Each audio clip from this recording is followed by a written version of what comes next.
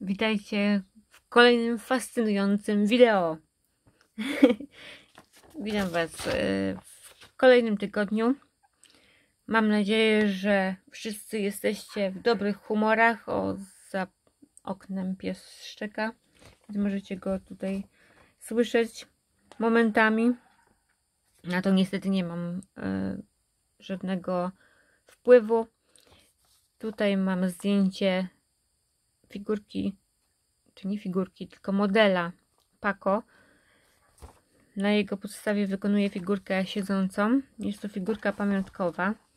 Mam tylko parę zdjęć i sobie wzięłam jeszcze, wydrukowałam, tak jak Wam pokazywałam z Pinteresta, taki szkic głowy.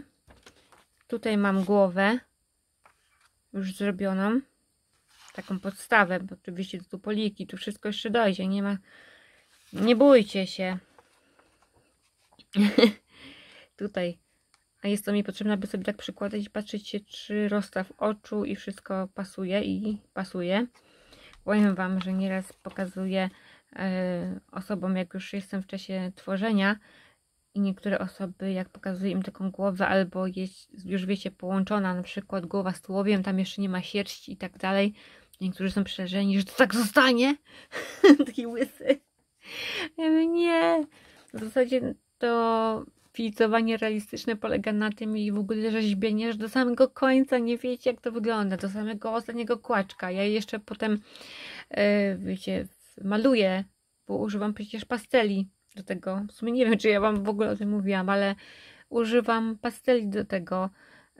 Jeszcze cieniuję je, żeby te kolory były takie, jakie są, bo oczywiście nie uzyskamy tego wszystkiego wełną, bo przecież te niektóre sierści są takie, że na końcówkach są czarne albo coś takiego i tego oczywiście przecież nie uzyska się w wełnie, bo ona jest na całej długości taka sama, takiego samego koloru.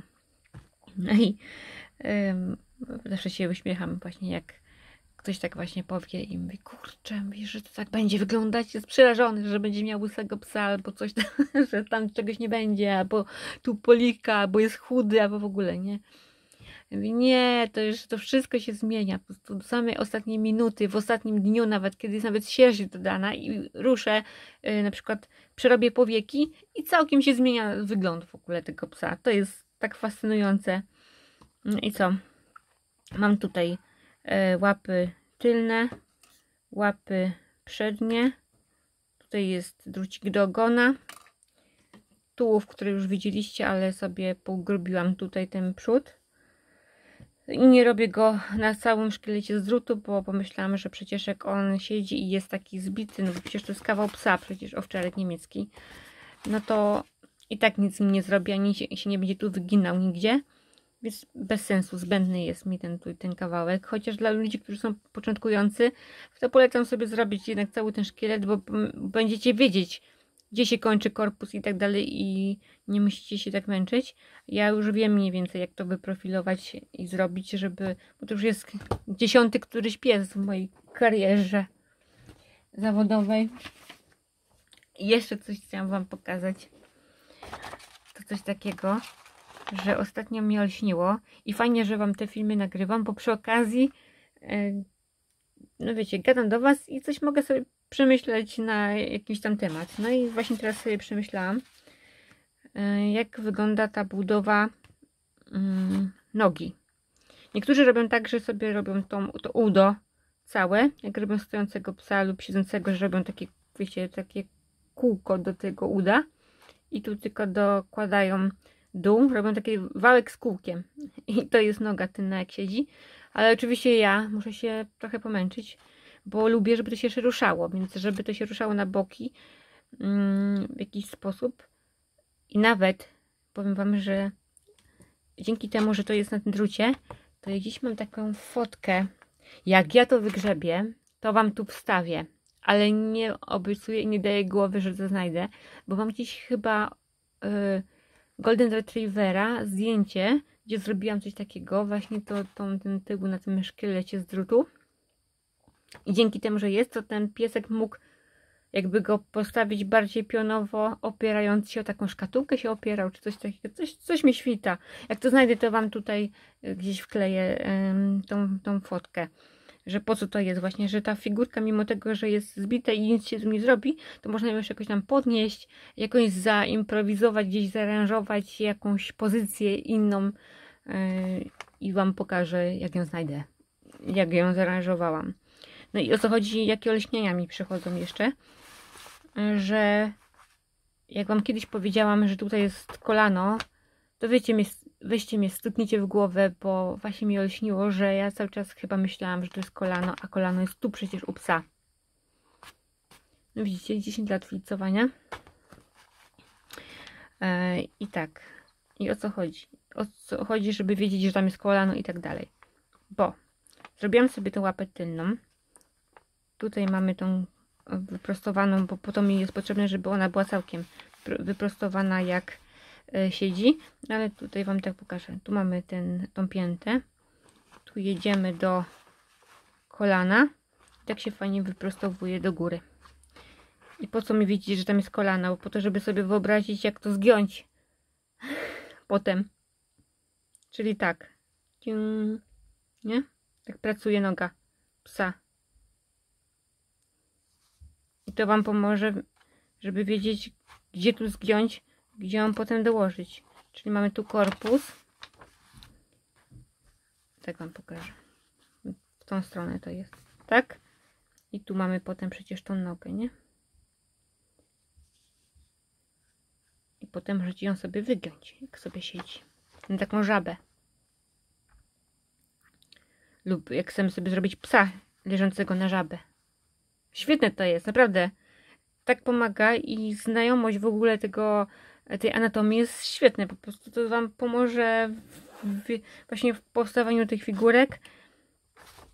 Trochę się musicie pobawić w takiego anatoma i można zabłysnąć wśród towarzystwa, że wiecie, pies ma kolano, tu nie. Zapytajcie się kogoś, czy wiedzą, gdzie pies ma kolano. To jest ciekawe. Czy wiedzą? Bo łokcia to wiadomo, nie? Że łokieć jest tutaj z przodu. Ale ja myślę, że część ludzi może myśleć, że kolano jest tutaj. To jak mi się kiedyś porąbało. No i dobra. Kładę sobie tutaj to zdjęcie. Powiem Wam, że dzisiaj będzie taki przegadany ten odcinek, bo jeszcze sieć oczywiście nie dotarła do Shih Tzu. Poczta Polska daje ciała, jak zwykle. Naprawdę nie przesyłajcie nic mi Pocztą Polską. Wiem, że jakieś tam strajki były i tak dalej. Do niektórych idzie tam parę dni, bo mówią, a do mnie, ja nie wiem, we Wrocławiu, tu jest Dolny Śląsk, jakaś czarna dziura, po prostu pochłania to wszystko. Albo oni tam już mają tak mało ludzi do pracy, że wiesz, nie przerabiają, że wakacje są. To naprawdę paczkomatem. Bardzo proszę wysyłać mi i dlatego ja używam paczkomatu też wysyłając innym, bo to nie idzie nigdzie. Także musicie poczekać jeszcze na filmik z Shih Tzu, bo jeszcze nie dotarła sierść, a chciałam fajnie pokazać ją, jak dołączam, matka, zawsze mam problem z tym, do figurki. Nawet mój włos jest. Czasami mi się zdarza, że ja dofilcowuję mój włos. Także macie pamiątkowy mój włos, jak ktoś znajdzie. Także razem z figurką jest pamiątkowa Angela. Także pamiętajcie, nie tylko macie tego sierść swojego psa, ale też macie na pamiątkę mnie. Widzicie? Tyle i siebie dodaję w tych figurkach. Dobra, jak coś mi wpadnie do głowy, to jeszcze się dogram. Jeszcze chciałam poruszać jedną kwestię. Fajnie, że piszecie w komentarzach, bo mogę o tym opowiedzieć. Pod ostatnim filmem jedna z osób napisała mi, że no była zdziwiona, że dobrze ubić tą figurkę i źle jest, że ta figurka jest na miękko, bo wtedy wychodzą ta sierść i tak ważne jest to, żeby ona była mocno zbita. I powiem tak. Ja opowiadam o swoich figurkach. Bardzo dobrze wiem, że inni mają swoje technologie i tworzą inaczej, mniej zwięźle i tak dalej. Tylko mi chodzi o konkretny uzyskany efekt i jeżeli tak będziecie robić, to będą konsekwencje tego. I ja wam opowiem, jakie konsekwencje są tego, że ja sądzę, że w ten sposób tworzenie figurek jest czymś lepszym. I teraz opowiem wam taką historię z życia, jak kiedyś tworzyłam właśnie figurki takie mniej zbite, że tą sierść można było wyciągać. I dlaczego się wkurzyłam i stwierdziłam, że będę przykładać do tego więcej swojej pracy, skutkować to będzie tym, że one będą jednak droższe. Czym może to skutkować tym, że stracę klientów, ale stwierdziłam, że no kurczę, chyba wolę robić bardziej realistyczne, bo to skutkuje tym, że będą bardziej realistyczne i będą mieć te cechy, których bardzo mało osób tworzących figurki posiadają te cechy, te figurki. A o czym mówię? Historia była taka, że no pokazuję po rodzinie tą moją figurkę, no i potem ta figurka, wiecie, przechodzi z rąk do rąk, każdy bierze do ręki, zachwyca się i tak dalej. No i każdy miętoli. I jeśli chodzi jeszcze o figurkę, która nie ma żadnej sierści, bo niektórzy robią tak, no to się z nimi nic nie stanie. Ale jeżeli jest to figurka, która ma tą długą sierść, to niestety, jeżeli ktoś stworzy tą metodą, jeżeli ta figurka jest mało ubita i po pociągnięciu ona wypada, to po przejściu od ręki do ręki, potem wróci do Was, otwieracie sobie paczkę. Właśnie, zacznijmy od początku. Otwieracie sobie paczkę, albo sami sobie stworzyliście tę figurkę, no i pokazujecie i się chwalicie. No i każdy bierze do ręki. I potem po przejściu iluś tam osób, bo wiadomo, że przecież nie każdy będzie patrzył się na to, żeby trzymać tam gdzieś za nogi i nie tego, tylko każdy łapie hap i tutaj za górę, nie? Gdzie jest ta sierść.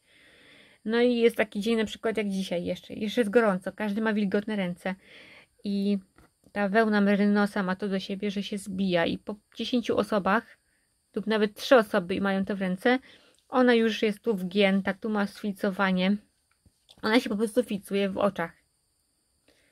No i teraz przychodzi do tego, że miałeś figurkę super, wyciągnąłeś, zarąbiście, bo uczesana, ufryzowana i tak dalej, piękna, jak pies od fryzjera i jest jaka jest. I chcesz ją doprowadzić do ładu. No i właśnie. Brałam sobie wtedy tą figurkę, chciałam ją przyczesać, a połowę tej sierści zostawało mi w rękach, albo nawet uszkadzałam same łapy, jak były źle ufilcowane. I się wkurzyłam i stwierdziłam, że nie, no, że będę robić tą inną metodą, przyłożę się i dlatego tak robię i dlatego pokazuję, dlaczego to jest złe, bo właśnie nie zrobicie potem tego, co zwykle człowiek chce zrobić, że chce potem doprowadzić do ładu tą figurkę długowłosą i się nie da. I świetne właśnie predyspozycje do tego, żeby najlepiej ufryzować i doprowadzić do ładu, to mają te właśnie, co się tą figurkę robi sierść tą metodą wyciąganą. Tamte są po prostu rewelacyjne. Jeżeli mam komuś polecać tą metodą robić, ale przecież wiadomo, że są różne psy i różne mają długości sierści, no to nie zrobicie niestety tak długiej sierści tamtą metodą. Dlatego trzeba się bardzo przyłożyć do tego i potem robić ten kłaczek po kłaczku. Bo też każdy, wiecie, ja sobie w domu mogę ułożyć ten włos pod jakimś tam kątem, żeby ktoś nie widział dziury. To widać potem, że tam jest dziura, że ktoś chciał, żeby szybko zrobić i ja odciągam włos, a tu jest dziura, niedoficowane. Więc u mnie jest tak, że jest ten pies naprawdę hiperrealistyczny do dane zwierzę, bo naprawdę mu bardzo dużo przykładam uwagi i na tym mi zależy. Kto co jak robi inną metodą, ja się już tego nie tykam, po prostu mówię wam, jak ja robię i dlaczego mi na tym zależy, bo właśnie na tym przykładzie, co teraz opowiedziałam, żeby właśnie potem nie było takiego płaczu, że ktoś się tyle namęczył, a to przecież wiadomo, żeby też miękką tą formę zrobić i na nią się jeszcze też trzeba się trochę namęczyć, to też nie jest tak krótko, no ale ja zrobię to 20-30 godzin, a ktoś w 10, nie? No i ale dlatego człowieka 10 godzin to też jest poświęcenie czasu. Więc zaczęłam robić tą metodą właśnie te długowłose, bo to najbardziej na tych długowłosych widać. Tam inne te formy to tak nie zauważycie, ale na tych długowłosych to jest naprawdę. Ja już mam w ogóle takie coś, że widzę tam, jak oglądam innych pracy, to ja po prostu widzę te wszystkie wady i niektórym bym poprawiała. Ale niektórym mi się podobają takie psy. No i co? I co? Zabronić komuś, żeby ktoś takie tworzył? Jeden robi tak, drugi tak. Każdy dla siebie coś znajdzie, coś swojego, ale właśnie na tym mi zależy, na tym właśnie hiperrealizmie i tą metodą właśnie takiego twardego ubijania to uzyskacie. Oglądam właśnie, dla mnie mistrzami, na których się opieram właśnie, jeśli chodzi o takie hiperrealistyczne, to są Japończycy, to są dla mnie mistrzowie, oni po prostu ubijają to, że nawet słychać to, jak to ta igła wchodzi w taką, wiecie, tak to ma taki charakterystyczny dźwięk i słychać, że to jest twarde. I oglądałam już parę filmów takich instruktażowych i każdy Japończyk pokazuje, że właśnie no musi być twarda, żeby to właśnie było, bo wam się po prostu ugnie i straci kształt podczas tworzenia, no nie? Ale naprawdę pięknie pokazać na przykład umięśnienie, jak już jest taka True Style Lab Japonka i ona ubija właśnie na twardo, a potem ma nie widać nawet żyłki. No to jest mistrzostwo świata. Naprawdę. Chciałabym kiedyś, życzcie mi tego, żeby znalazła klientów, których stać, żeby zrobić coś takiego, bo ja bym chciała takie coś robić, tylko że no wiecie, znajdźcie potem kogoś, żeby w Polsce było kogoś stać, bo to by było już w kwestiach tysięcy taka figurka. To nieraz trzeba by było z miesiąc siedzieć nad tym. Dobra, i znowu pogadałam i znowu dalej nic nie zrobiłam.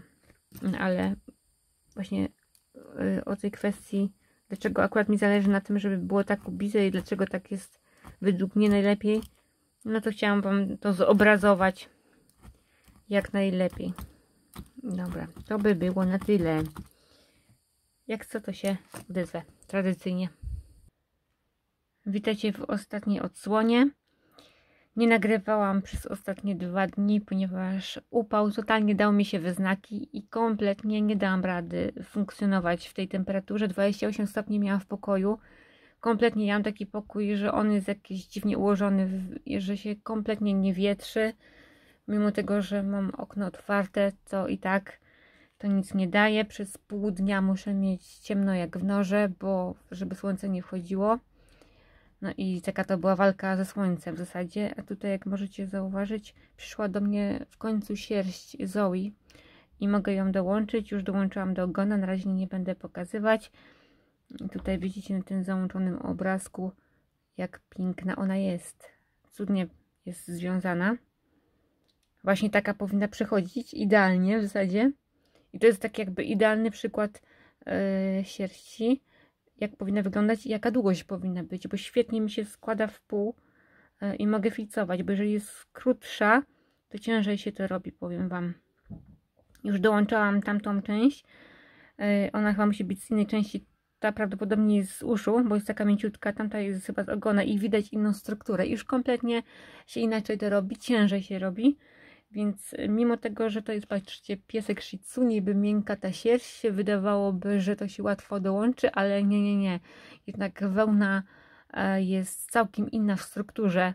Mimo tego, że jest bardzo podobna, ale to przez to, że ta psia sierść jest błyszcząca, jest bardziej sztywniejsza na zewnątrz. To jest bardzo ciekawe. No i super jest, że mi wysyłacie tą sierść zawczasu.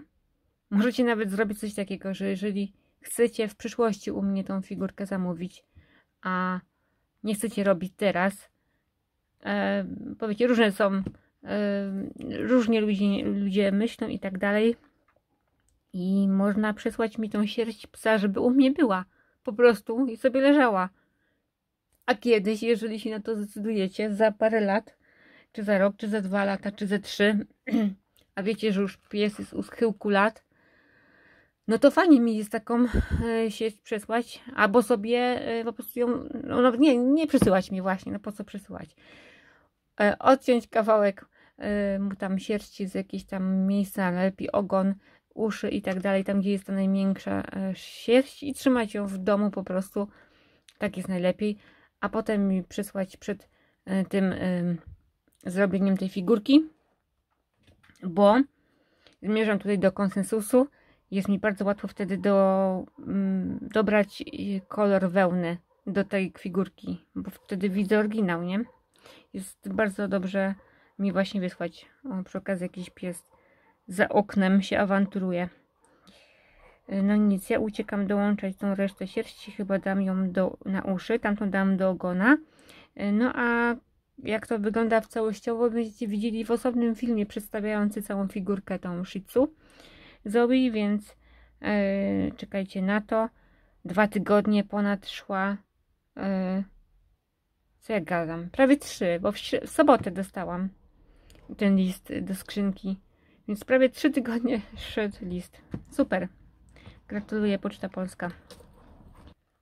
Lecę kończyć figurkę, a w ogóle nie pokazałam wam, na czym skończyłam owczarka. Czyli tak, zrobiłam łapy. Łapy są zrobione. Teraz muszę dołączyć wszystko to w jedną całość i potem one będą jeszcze się zmieniały.